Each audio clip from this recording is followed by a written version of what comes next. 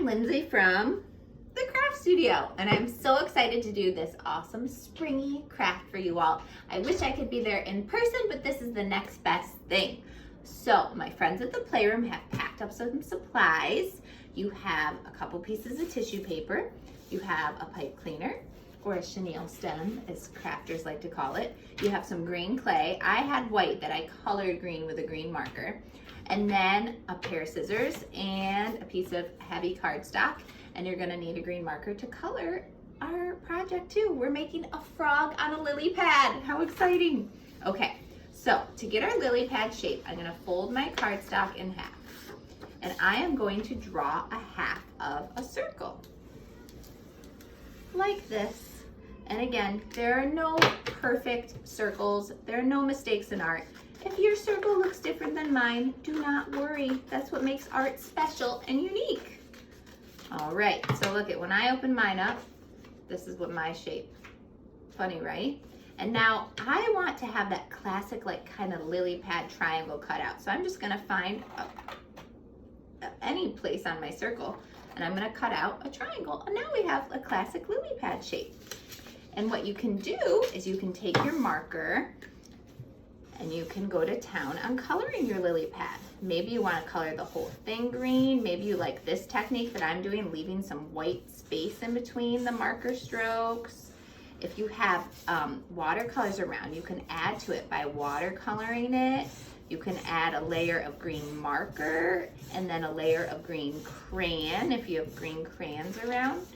And just kind of design your lily pad. I love seeing lily pads floating in ponds. In Central Park near Belvedere Castle, I don't know if any of you guys know about that castle here in New York City, there are lots of turtles, and I call it that pond near there, Turtle Pond. And this spring, I'm gonna go look and see if I see some frogs floating around on some lily pads. I see lots of turtles in the parks here, but I don't see as many frogs. I don't know. Fun fact, my mom is so scared of frogs. Isn't that funny? They're such a cute little animal. I think it's the jumping that gets her.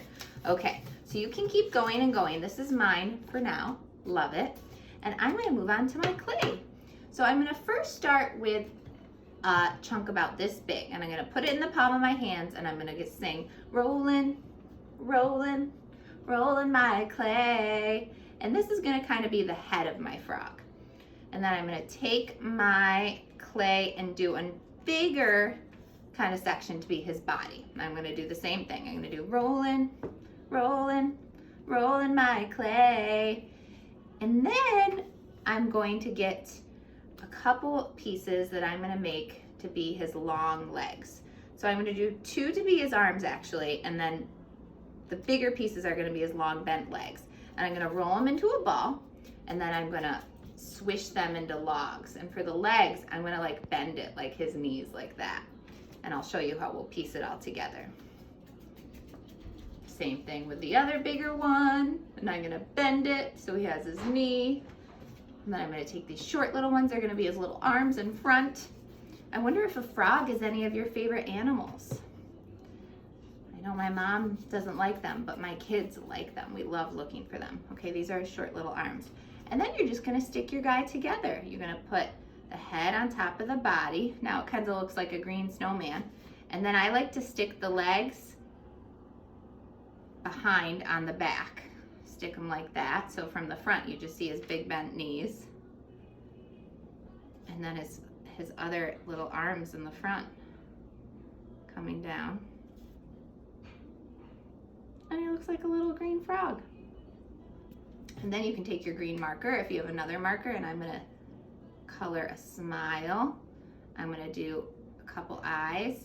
And then this is my favorite. I'm gonna pinch my top circle with my thumb and my forefinger so it looks like he has that frog shape to his head. So funny, right? And then when you sit him on your lily pad, you can bend his legs up even more. Look at, doesn't he look like a little frog? I forgot his two little nose dots.